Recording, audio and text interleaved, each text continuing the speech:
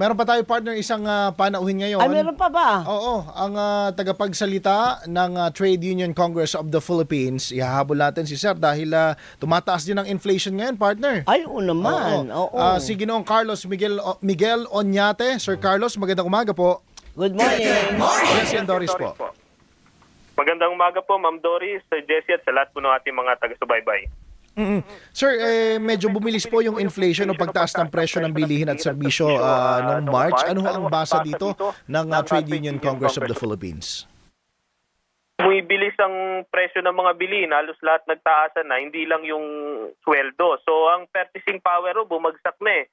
PSA na rin ang nagsabi na ang piso noong 2018 75 centavos na lang ngayon. So ang tansya namin, doon sa ating mga minimum wages na wala na sila ng halos 130 pesos na purchasing power. Kaya kami nananawagan na muling balikan ng Kongreso yung dagdag na 200 pesos at in the meantime, sapagkat nakakatanggap na yung ating mga transport sector workers at vulnerable sectors ng 5,000 na monthly subsidy, ay pantayan yon para naman dun sa ating higit 5 milyon na minimum wage earners.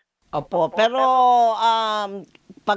pagbilis nung inflation at kung meron mang gagawin na mitigating measures, hindi naman agad-agad po eh. So paano po makakaagapay?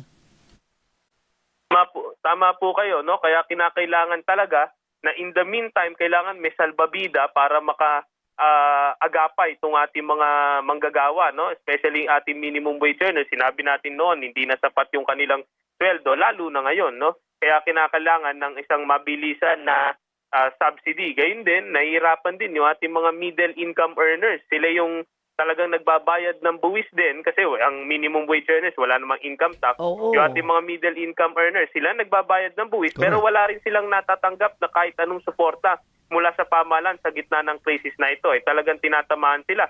Kaya nananawagan nga kami doon sa mga SSS, sa Pag-ibig, kasi yung GSIS tumugon na Meron silang 3 months na loan amortization refund. Sana pantayan man lang yon ng mga SSS at GSIS kasi karamihan ng ating mga middle income earners, sila yung may mga loans din para makaagapay naman.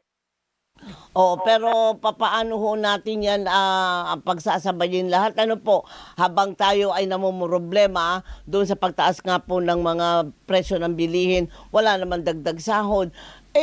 Ano ho sa palagay ninyo ang pwede pa o reasonable na pwedeng gawin ng pamahalaan nang mas ma-address nga po yung problema doon sa walang ayuda na natatanggap ang nasa middle class na nagbabayad ng taxes?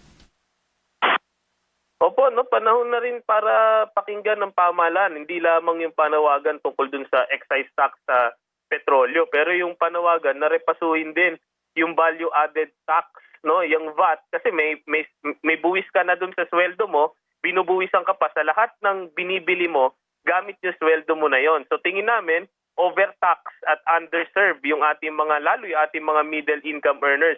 Kaya meron kaming panawagan yung sa VAT, especially kahit simulan muna sa kuryente kasi inaasahan na itong April na monthly bill natin ay tataas daw ng 2 piso hanggang 4 na piso per kilowatt hour. Di yun po ay nagtatranslate sa isang typical household ng 400 hanggang 800 pesos na dagdag dun sa ating electricity bill. Pero kung tatanggalin natin yung VAT doon, malaki pong kabawasan doon, makakasagot dun sa nakaambang pagtaas din ng presyo ng kuryente. So tingin mo namin sa pamahalaan, no, hindi naman pwedeng nangalang yung ating mga manggagawa at ating middle income earners. No? Wala na sila sa ayuda, wala silang kahit anong aumento sa sweldo, pero pati ba naman buwis, hindi pa rin magawa ng pamahalaan na buwasan man lang kahit bagya. Alright. Harinawa ay mapakinggan po tayo dahil tayo, partner, tayo yung mga nasa middle. Nasa middle nakailangan din naman ng ayuda. So harinawa nga ay